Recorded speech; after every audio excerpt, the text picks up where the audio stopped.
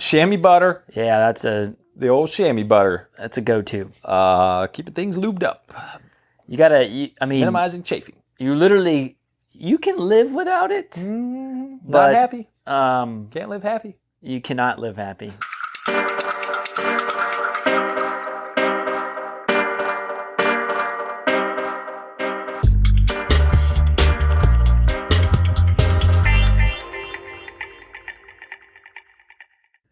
What's up, everybody? Welcome to another fun-filled episode of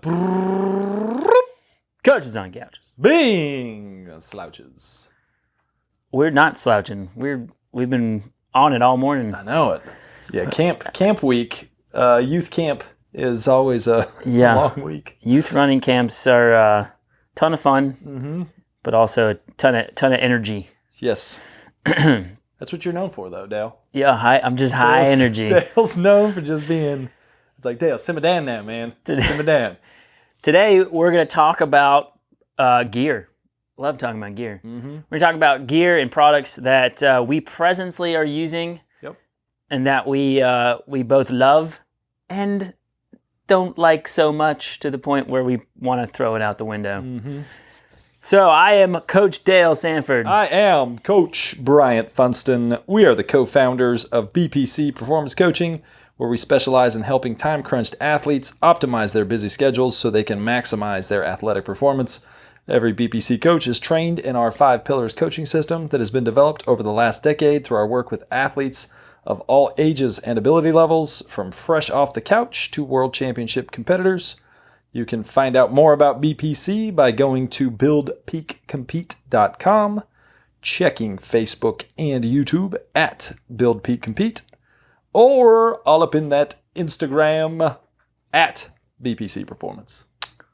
That was one of your smoothest there, Funston. You know? One of your smoothest. I keep telling myself I should just memorize this. All right, we will get to our gear talk here in just a second. But first, shout-outs. Shout-outs.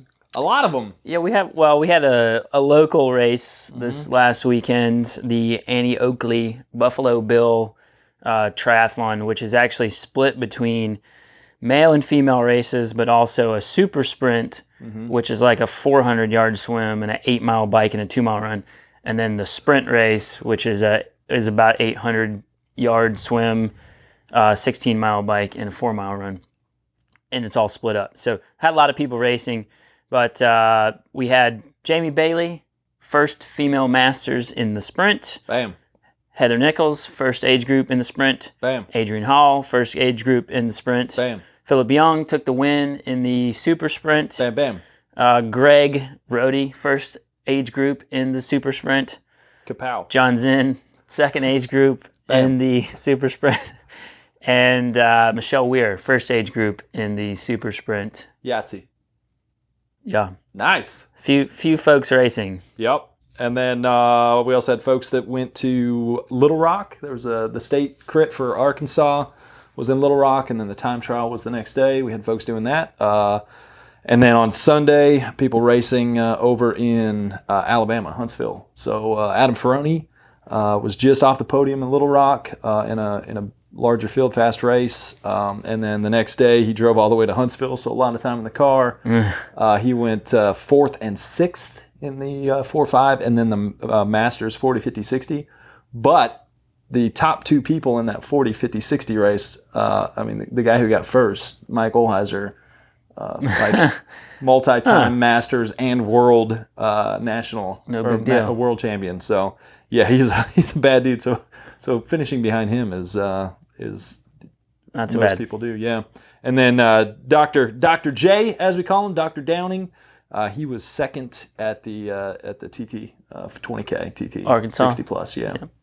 So congrats to him. Did you mention Leigh already? And then also over in Huntsville, Leigh Ruston takes the top step in the ladies Masters race. So and her and Pam raced great together. I guess racing strong. Yeah, they attacked you nonstop. I guess there was like a hill on the backside of the course, and they just kept kind of 1-2 punching until Leigh got away and went in solo by about 50 seconds or so, I think. Sweet. We also had three guys do the local Herb Parsons race. So much racing. A lot of them were using it just more of a kind of a train through style race. David Collins, he actually he rode to the race, raced the race, and rode home. So he had himself like a big old day. Yeah, a really big day. Same with Will Levy. So big days. Big days. All right, so let's get to it. First, we're going to talk about a couple of products or gear items that we're presently using are kind of new to us, but we're presently using, and kind of give you an idea of how things are going with it. Mm-hmm. So my first one is actually attached to me. Big disclaimer first, though. Oh yeah. Big disclaimer. So one of the products that we've talked about before that we're going to be mentioning here as well, we do receive monetary compensation for because we sell the product. Everything else here we did not receive for free. I don't think No. None of it was received for free. We paid for everything that's on this. We don't receive any kickbacks. We don't have affiliate links to any of this stuff. So nada. You're getting our honest feedback on this stuff. Brutally will be toward the end there. So disclaimer over. All right. So my first one is attached to my wrist. It's the new Garmin 945 multi-sport watch, and I've had it for about a month. Well, no, actually, I've had it since mid-May. So. Month and a half. Yeah, a month and a half or so. I like it. I went from the 920 to the 945, so I skipped like the 735 and the 935, which were pretty big changes, pretty big upgrades. Went to this watch, and the big differences between this and the 935, it looks exactly the same. You would never notice it was any different if you didn't look at the color of the buttons. Okay. So like that's really the only look difference. They've added, the big difference is they've added a pulse oximeter to it. So really that really only comes in handy if you're like going at altitude, and it kind of helps you determine if you're acclimating or how fast you're acclimating to being at altitude. They've added music to this one. So it's got Spotify music and a couple other music apps on it. I use Spotify, so it's really convenient to not have to carry my phone everywhere. Hooks right up to Bluetooth headphones. Like as soon as you click it on, it's like, where's the headphones? And they hook up real fast. Yeah. So that's been really cool. And then it added the contactless payments. So you can put your little wallet on here and pay for stuff through your watch, kind of like an Apple Watch. Yeah. But they've got their own. Hey, if there's one function I need, it's an easier way to spend money. Yeah, exactly. Yeah. So they like. Thanks, I think Garmin. The only other the other major thing that I've read about on this one is that they've changed the GPS chip or something in this to one of the more common ones that people are using, Sony chip or something like that.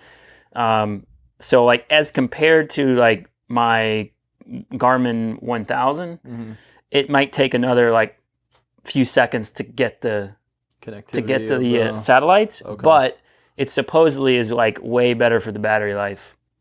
This thing is supposed to have like crazy battery life, and I use it a lot with music, so the music kind of drains the battery. And what kind of battery life are you getting? I mean, I charge it like maybe twice a week. Okay. And I use it for, it should be long ride. I mean, I haven't used it on I haven't used it on a whole lot of riding, but running, swimming, so it gets used a lot during the week, but the battery life has been good.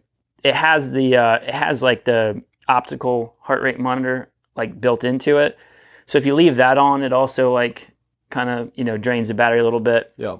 But I think it can get up to like, I want to say 28 hours, like depending on the settings that you have. Yeah. So battery life has been good so far.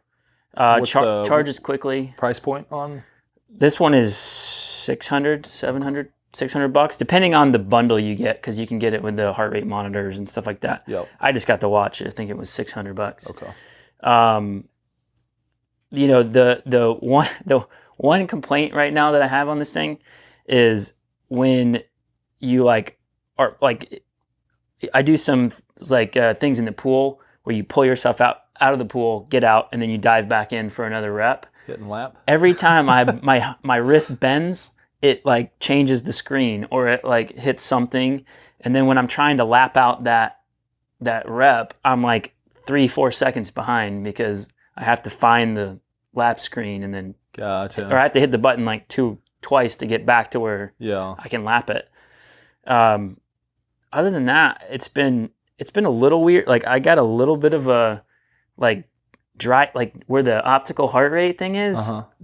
My skin right there is like super dry, so I'm turning it off to see if it's gonna clear, if it'll clear up without that thing running all day long. So I mean, I don't know. You have a LED shooting into your skin all day long. Who knows? I mean, there's no long term. I was wondering why you had a very suntan patch right there. There's no long term testing on this thing, so that's interesting. We'll see. But overall, it's a great. There's way more to this watch than anybody will ever need. They also added crash detection to it.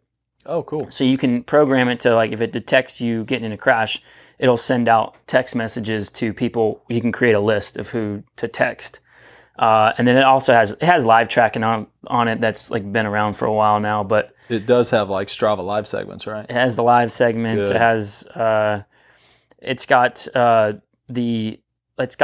what's called assistance, to where you can like, even if you don't get in a crash, even if it doesn't detect a crash, you can do like a combo of buttons and it'll send out a emergency message saying like, basically I'm getting mugged or something like that. Something like, there's other safety. Do you know the sequence? No. the Dale weird rides thing, with Life Alert instead. If you're not like a fairly like if you don't really like technology, this may not be the watch for you, because literally any of the 3 buttons that you normally have on the watch, if you hold down any of those 3 buttons, it brings up different like menus. And so like, and each menu has a ton of different things you can rifle through. So like it took me like 2 weeks to figure out that to get to this menu, I hold this button.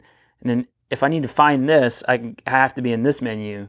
Gotcha. And it's not like all like, it's not super intuitive list. It's not, but it's just, there's so much there that it's just a lot. But overall, I mean, you will not get any more data and any more functionality out of any watch. I mean, they've pretty much put the exact same functions as their like $1,500 Mark V, whatever they call it, watch. Like, has pretty much everything that thing has. Huh. So crazy. It's a great deal at $600. Bam. So, I like it.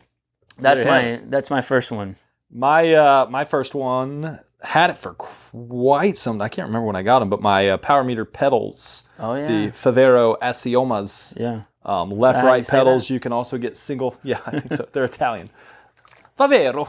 Is that better? Mm-hmm. You can get them either as a single-sided or a left-right. You can add it on later. So if you wanted to go single-sided to start with and then add a right, you can do that. I've been a huge fan so far. What is the cleat platform on those? It's kind of like the Look or the Shimano, but it's a smaller. It's their own. Okay. So that's kind of the biggest downside I've got with them is it's a smaller cleat. Yeah. The platform's not as big, and you can kind of tell. So if you're someone who wants to run your cleats like further back towards heel, you don't like it out towards the toes, because I know you like to run it. I'm a far back. Extenders, right? Yeah. So it's a single-sided clip-in, and I have noticed that even running it like all the way back, it's kind of. I would probably like it a little bit more back on my foot, but it's been fine. You can adjust the tension on it, so that's good if you're someone who likes it tight versus not. So having their own cleat system, you just need to order extras. So I keep meaning to buy more to put like on other shoes. Do they have variable float in the like cleats? Can you buy a variable? I believe you can. Yeah. I think they have the 5 degree. I think the ones I'm on are like the 5 degree float. It's not been an issue, and if you've got your cleat adjusted properly, the float you don't need quite as much. But about a 50-hour battery life is what they say.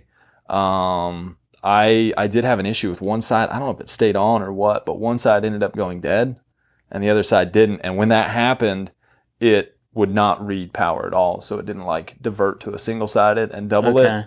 I was just getting like no power reading. But after charging it up, it takes probably 6-8 hours to get a full charge on them. And the charging it's rechargeable, so it's super easy. I mean, it comes with all the stuff to do the charging. You plug it in, long cord, and it actually it's like a magnet based. Oh, that's nice. And attaches to the cylindrical part of the pedal, like the inner part, and it just kind of snaps on there. And they've got a very user-friendly app with it. It's an app that actually functions well, which is nice. So you can like check battery life on the app. You can use the app to shut it off. So if you're like traveling with it, with the app, you can shut the power meters off completely. So it's not like sensing motion and then keeping your the power meter on. So you can use that. You can do the zero offset, recalibrate with the app. Anytime you switch the pedals, there's no like torque specifications for them. But each time you change pedals from one bike to another, you need to go and do the app recalibration. What's the after that? It's all calibrated. How's the accuracy been on those? They've been solid. So I was a power tap guy, pretty much. That's been pretty much my exclusive. I've been on 3 or 4 different power taps. Perceived effort. I haven't run them simultaneously to check it yet, but perceived effort wise, it's been 300 watts feels like 300 watts kind of thing. You get the left-right balance very accurate because it's reading both sides, not estimating. So you've got the left-right balance, which is a nice feature. Pedal smoothness you can get out of it. Torque efficiency. So if you want to kind of dive into the big-time data with that, you can. What else am I missing on them? What's the price point on that one? On those? I got them. I think most places you'll get them for like $699, $749, kind of around there. For the dual? For the dual, yeah. That's a good... Single-sided was a couple $100 less, like $499 for a single.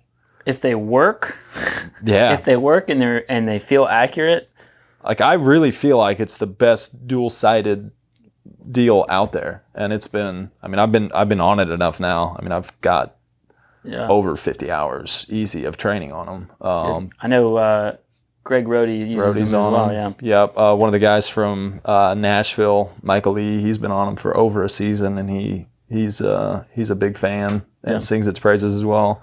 You can find deals out there for less than that, like $649. I think is the lowest I've seen it. So, gotcha. And that's pretty cheap for dual sided. Absolutely. And I just love the rechargeable aspect of it. Yep. Where you're not messing around like power tap. That's like one of the things I hate the most is the battery. Yeah, stripping the whole wheel off, and then I finally bought the hand tool to like take the cap off. Otherwise, I was like trying to manhand it. Didn't you have like one of the wired ones for a while? I had like one of the originals. Wired power. Yeah, wired power. Yeah, taps. that was back. Yeah, 2008. I had the wired with the paddle, like the paddle on the back. Yeah. Oh yeah. But yeah, I would really recommend them to anyone that's looking to get into the an affordable, reliable power meter. It's been great. Downside is if you're like if you're a speed play kind of person. Yeah, I love my speed plays. Yep. So this is the single sided versus dual entry. Gotcha. All right. Well, my next one is a swim product. I got a couple of swim products on here. I don't. I've started using these goggles by a company called Magic 5, and they were introduced to me through another athlete I was working with doing bike fit on, and he just mentioned them, and I looked him up, and basically it's custom made goggles, custom to fit basically your eye sockets, essentially.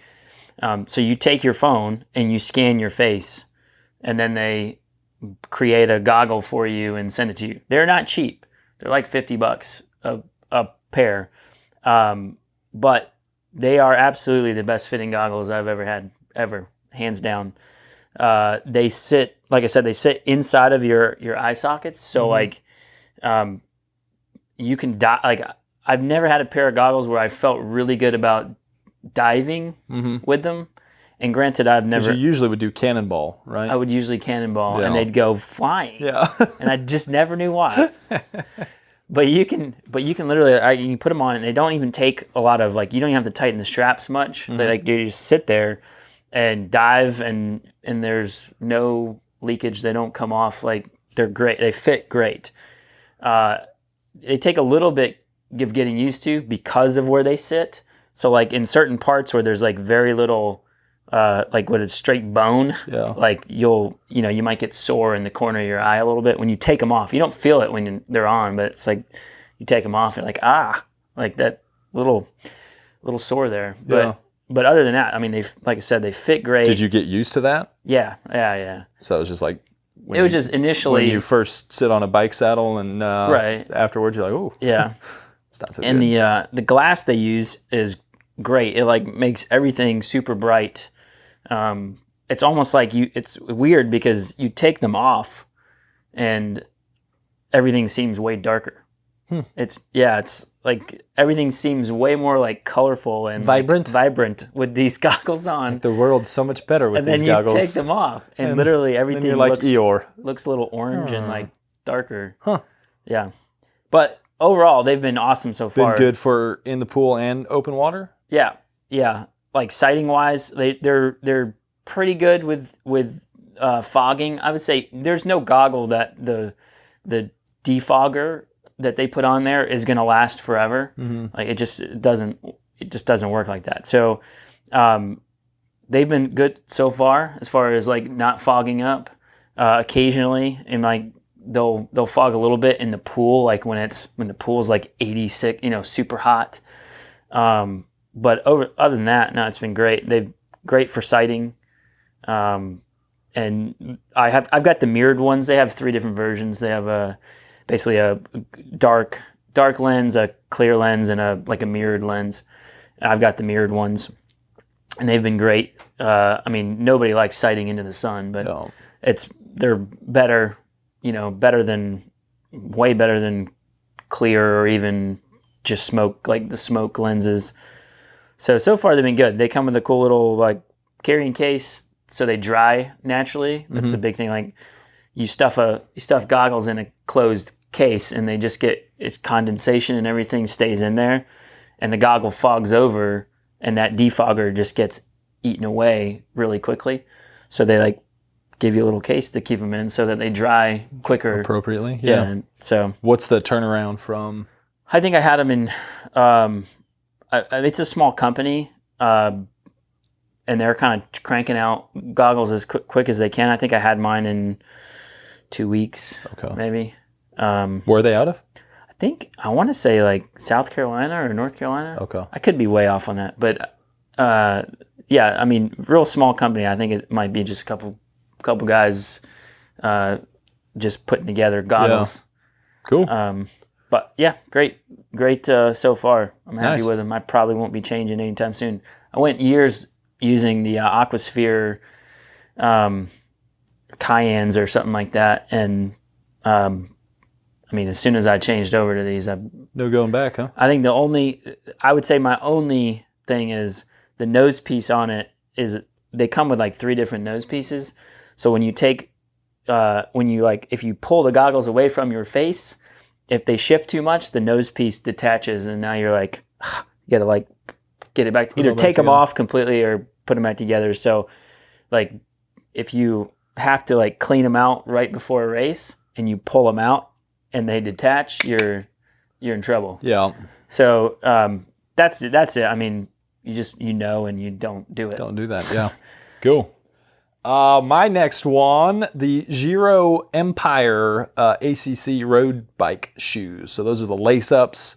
I went with the tuxedo coloring. Yeah, why would you not? Exactly, right? The black with the white. It says you like to party. It does. Really. It does. I'm keeping it classy. Yeah. I figured I'd better dress up at least at one point in my life, and that's it. The shoes. Lightweight. So that's, that was a plus. That's kind of why I was wanting to go with them. The other reason was they are the lace-ups, and I was just curious to test out how that lace-up would feel. I know some people have said they like it because you can really kind of adjust the tightness over different spots of your foot. I have not been a super big fan overall. I've given them plenty of time. I've given them plenty of time to break in. And I've had issues. I've got flat feet, so I've had issues in the past with like arch. Having too much arch support. No issue there, but they're a narrow shoe. So Euros if you're a wide, always narrow. Yeah, if you're a wide-footed person, the right shoe's fine, but the left shoe, that's why I'm shoeless today. So I can just point it out for you. It's actually because my socks were wet, but like right there, I can feel that bone like on longer rides, and I can live with that. The thing I dislike the most though is if your shoe gets loose or you didn't have it tight enough at the start and you realize that first hard effort you do in a race, you're not adjusting it. Like you're not stopping and tying your shoe and tightening it up. And the other thing is that comes with a little elastic like strap, like a U shape that you can just tuck your laces under. Within 2 weeks, one of those ripped off. And I wasn't giving it a massive tug, but like lifting it up to put it in, and it just yanked out. So now I have to like feed it under the laces now. Mm-hmm. So basically, I personally would not repurchase the shoe. I just don't like not being able to tighten. The biggest complaint is not being able to tighten it on the go or loosen it on the go. You're kind of stuck with what you've got. I'm such a Velcro guy. Like I could do every shoe just Velcro straps because it's just so quick and easy. Yeah. Before that, I had the Bontragers with a single boa and strap on the near the toe box. I'm still using those with my other on my time trial bike. I've got the power tap on that. So I've been using those on the time trial bike. Those fit a lot better, and I love the quick boa adjustability. So if my next round of shoes, I'm gonna go back to the boas.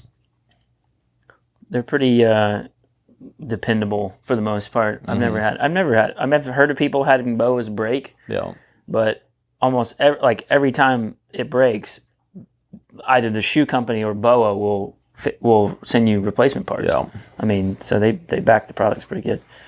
Do you have another one before we go on? I do. Another purchase I made, the POC Cerebral, POC. Yeah. It's their time trial helmet. I finally upgraded from my my Rohde Project wingspan that I've had for numerous years, when like the inner foam had fallen out and there was like rust on one side, and so I ended up going with the POC Cerebral. I think I'm saying that right. It's more like your casque, like the shorty. Yeah, the shorty. Yep. I spend a lot of time kind of keeping head as tucked as I can. It's got like this little, almost like a foam piece in the back, so it sort of tucks up against your head, but it's not like painful. It's not like tight when it's hitting you. Yeah. I've only used it in one race now. It's got a really big visor, which I like. It comes with two different colors for the visor. You got a clear, and then you've got kind of like almost like a smoky amber lens that you got to have a clear one. Mm-hmm. Yeah. So, but it's really good line of sight, which I love. I like the fact that it's got the front mask on it. I much prefer that, and from an aerodynamic standpoint, having that versus glasses with this shield is so much better wind catching stuff. So didn't have issues. Obviously it was a shorter TT, but I warmed up beforehand with it on. Hot day at Rockabilly, I didn't notice it being overly hot. I did notice when my head was in certain positions, it was catching some wind. Did it whistle? And it was whistling. Yeah. And I'm like, well, that's kind of annoying. Yeah. But I just kind of changed my head position a little bit. But didn't have issues with like sweat and stuff getting all over the lens and making it hard to see or anything like that. Gotcha. So far so good. Obviously I've only used it one time, but I've enjoyed it. Sweet. All right, well, we're going to go, we're going to kind of move on and shift gears here to a few products, and we won't go into a ton of detail on them, but a few products that we just can't live without. And these are things that we use all the time, and we absolutely love. We've been using them for a while, and they have made a big difference in our training, racing, whatever. So I think the first one is the one we were talking about that we do, in fact, where we can. we still have to sell it to actually get anything off of Yeah. it. But a product that we both use, which is the Precision Hydration 1500, has made all the difference in the world for me personally, as far as just performance and not feeling totally Smoked, just like death. dead, you like know? feel like death after races, Yep. no cramping, no. And that essentially is a 1,500 milligram Yeah, of per liter. sodium per liter Yeah. tab Solution, or solution for your drink. So a really strong electrolyte drink, which us knowing that we're salty sweaters and we sweat a lot, Yep. it's been a huge game changer. It's just so hard to stay on top of it otherwise, Yeah. especially on long days. So that is also one of my can't live withouts is that 1,500. It really has like changed not only like what like how I feel during and after, but like my attitude toward the heat, like completely. Because I for the longest time I was like, oh, it's hot out, probably gonna have an issue after this race. We'll see how it goes. And then like literally I would get like on the run in a triathlon and be like, look, man, if you push yourself into the hole when you've crossed that finish line, you're gonna be in a world of hurt. Yep. So like, is it worth it? yeah. So now it's like I'm like, it's hot out. I'm just gonna take in some more and preload and get as much electrolyte in the body as possible and let everybody else suffer. Yep, for sure. So Moving on. yeah, one of the big things, like for me, like the technical demand of swimming is like trumps, in my opinion, a lot of other aspects of getting faster in the pool. At least for amateur triathletes, people who are learning to swim as adults. Yep.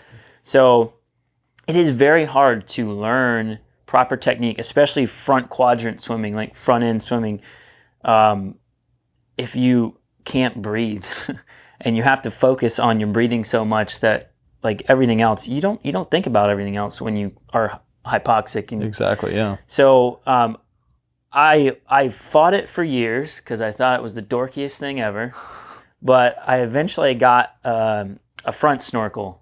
I got the Speedo Bullet Head, which is a very reasonably priced, about $25-$26 front snorkel. And it has changed a lot of the way I swim because I have been able over the last year and a half to really focus on like what's happening with my hand or my like in the catch or setting up a good pull.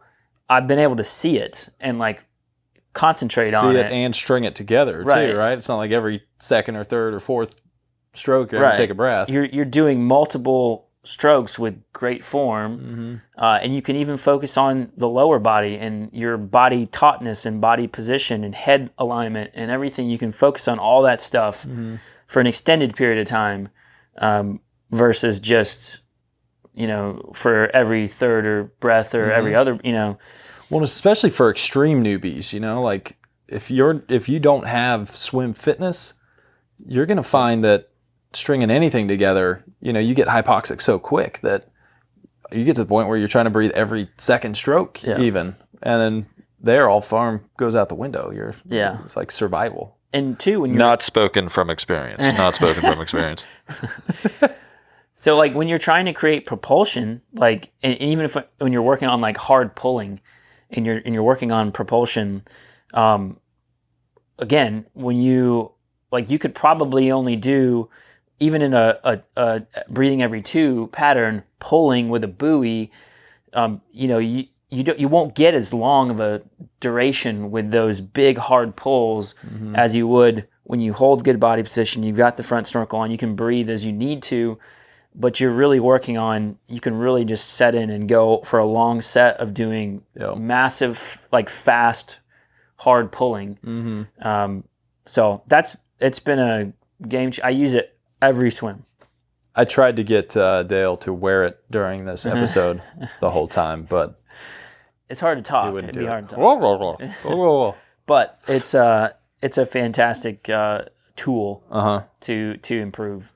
Mine is the Bontrager Quantum, so it's more of a mountain bike style glove, but full finger gloves. That's pretty much exclusively what I wear is full fingers. Why, Brian? I need to get a picture and have that posted of the time I wrecked without gloves on. Your meat claws? Yeah. And oh man, anytime like pros love to have no gloves on. I'm like, any race that I'm at and I see people without gloves, I'm like, you know what happens when you wreck and put your hand down? Like, oh. It was the most disgusting thing. One of the most disgusting things I've ever seen, really, was when you take those I'll have gauze to find off. the picture. I'll have to find a picture and post it. It was bad.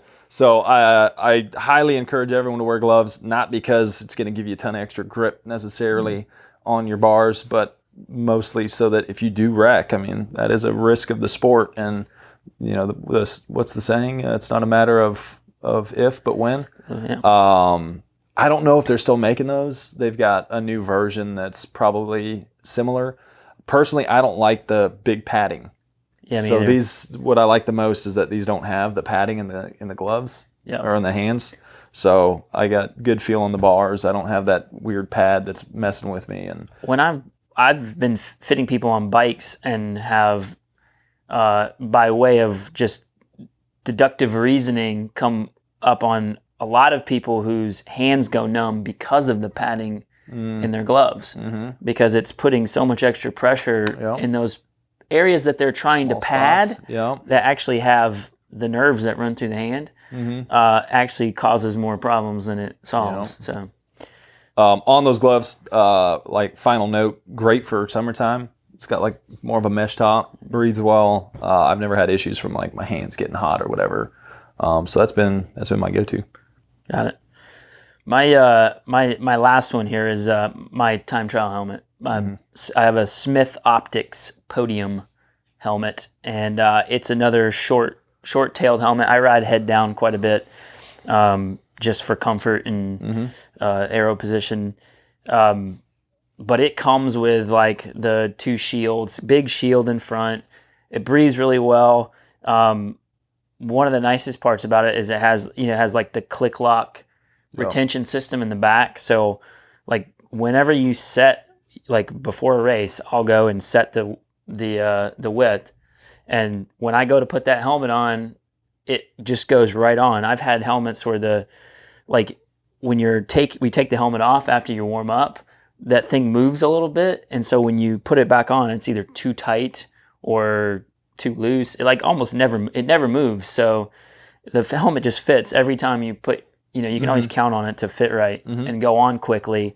But comes with a nice case. But overall, it's been a great helmet. Breathes really well. So far I love it, and we'll have to like swap, and we can compare both helmets. There you go. There we go. I've got two more. The Di2 on the time trial bike or triathlon specific bike has been something I just, it allows you to be on a group ride with it. I know some people are like, what, you ride a time trial bike on a group ride? But you can shift while staying out on the wings, right by the brakes, so it's super safe. Start of time trials, I can stand, I can shift while still standing. I don't have to go to the front aero bar or to the front bar.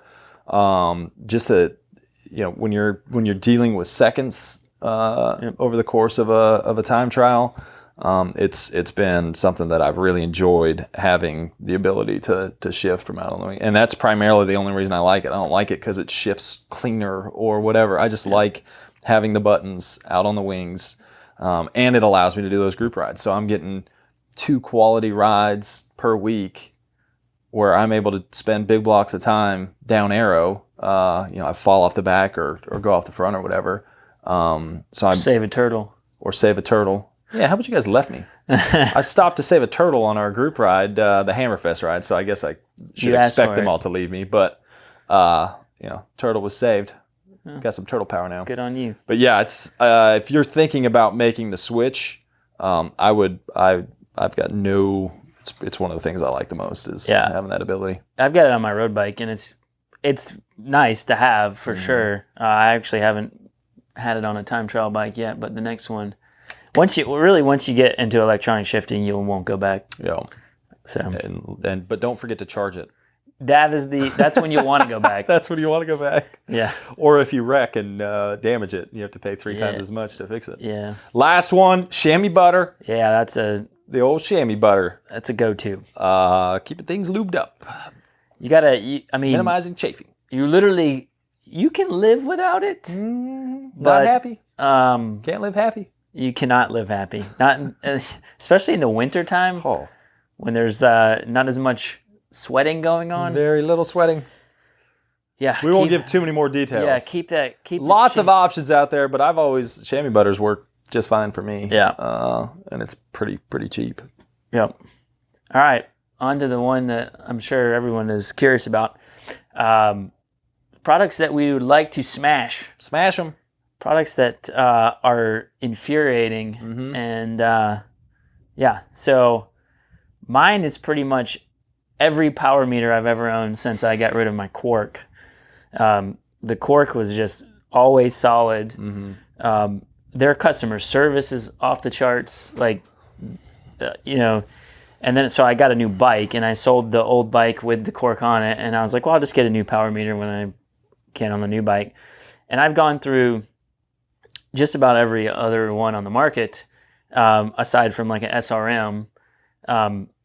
And well, you've always been a fan of like getting in early on and testing new products too. Well, that was Don't crowdfund. No. Don't crowdfund power meters. So Dale did a crowdfunding campaign. I tried that one. That one was by far the worst because it never worked. Mm-hmm. Out of the box, never worked. What was the name of that one? I can't even remember. They're probably not around anymore. No, they can't be. No. That was a huge waste of money. I like part of it is that I want the damn thing to like read like the Quark. I want the numbers to be close to the Quark, and everyone I've had since then has read low. It's one thing if your power meter's wrong and it's reading high. I mean, I'm not getting slower, so that's the thing. I would be okay. Like if I was noticeably getting slower, then I'm like, well, it might be right. Yeah. Like, attention, power meter companies. You should inflate rather than deflate. Exactly.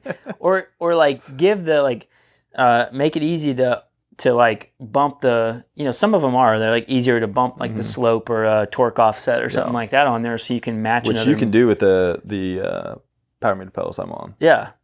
Through that app. So like I have a Pioneer right now that is dual sided, and the thing works great, but it just reads like it's always at least like 20 watts low from what I feel like it should be, or could, like.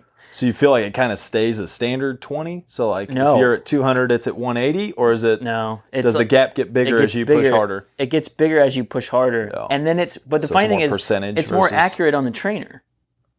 Like on the trainer, it like seems like normal. Yeah. But then out on the road, it just like it's always low. Yeah. And it's infuriating because I work so much with TSS personally, and just making sure that that's what I go on with like deciding workouts. Yeah.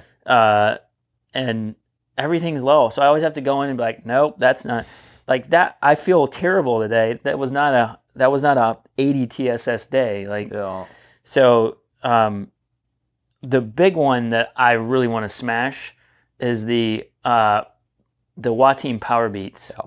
Oh my gosh.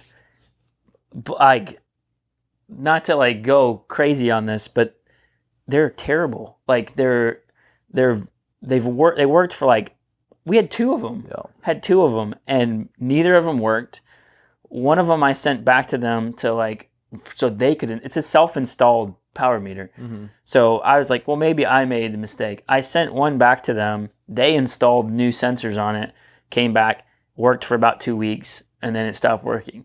The thing barely ever connects to the app. You can't even get it connected to update it half the time.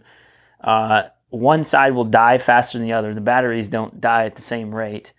And then like they'll just go, even if you calibrate or offset it, they'll just go crazy sometimes. And like like at the try this weekend, I had probably my fastest bike average in a long time, and it was saying I averaged like 180 watts.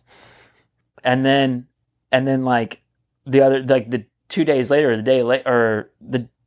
it was like a couple days later, days before, when you and I went out on an easy spin, and I'm hitting like 400 watt threshold. Like they're never consistent. It never works right. I've gone back and forth with them 80 times. I got tired of chatting with them, sending them data. They've been trying to get it worked out. In their defense, they have been like working with me on it, but it just never. I gave one of them away. I like sold a crank and just gave one with the crank, and the other one's still on my time trial bike, but I use it as a single-sided meter because when you use it as a dual, one will read it like 20% and the other one doesn't read 80. It reads like 50 like it should. Like it has just been I want to crush it. I'm in the process of getting a new one, but I'm still not convinced that the new one's, unless I get a cork or something, it's because I'd like to go to the pedals, but I can't get rid of my speed plays. I don't know. I like having all the float. Yeah. But that's it. That's the product I would love to smash. And I might do it on camera once I get a new one. I am going to go with my watch that's on my wrist here. The Garmin Fenix 2. So we've had a positive review. We've had a positive and a not as positive. I don't actually want to smash it. However, this is a refurbished because the one I had before this, maybe a year into owning, maybe a little over a year, just went black. Got on customers. The customer service was good, but the guy's like, I've not seen that happen before. We were trying to do reboots and all kinds of crazy combinations, plug it in and take it off and do. And he's like, well, you can buy a refurbished one from us. And I'm like, something you've never seen happen before, and I got to pay for it, huh? Yeah. So got the refurbished. It's still pretty good. It was like $50 or whatever. And within like 3 rides, maybe, it stopped saving anything. So I'm like doing rides, it shows it saves, stops saving, or like when I go to upload, gone. And for all my Strava and data junkies out there, you know that if you've had a good ride, went after a few KOMs and it doesn't upload, that's an issue.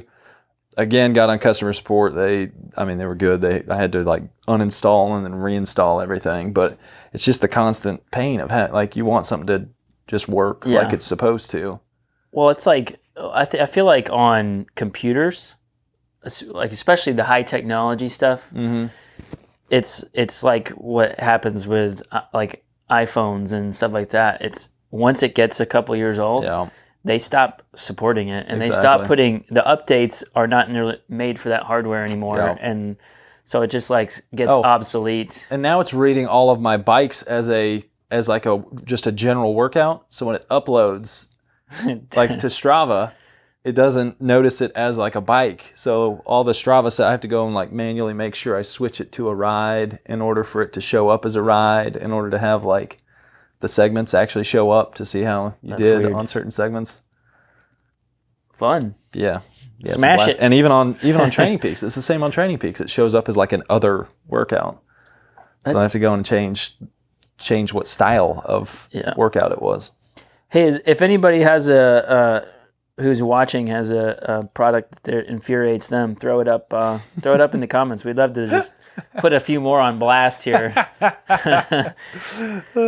I can't think of another one off the top of my head that I thankfully have had either good experiences with a lot of the products that I've used, or the customer service behind the product was good enough to not make me hate that product. Yeah.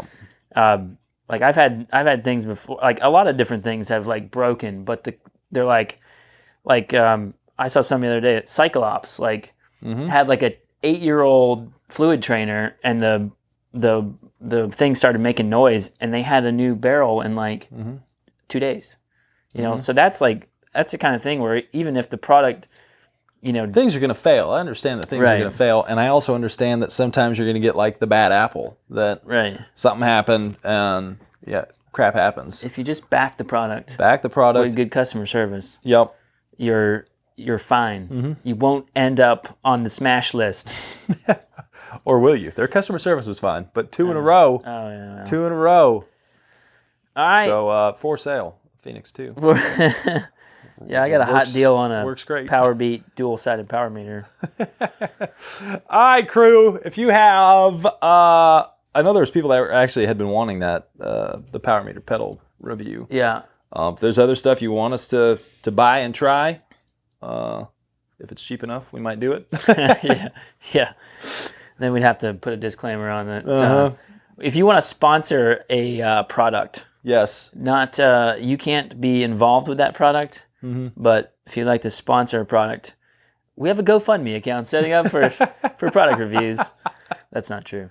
All right. Appreciate you guys hanging out, listening, watching. We will catch you guys next time. Adios. Peace.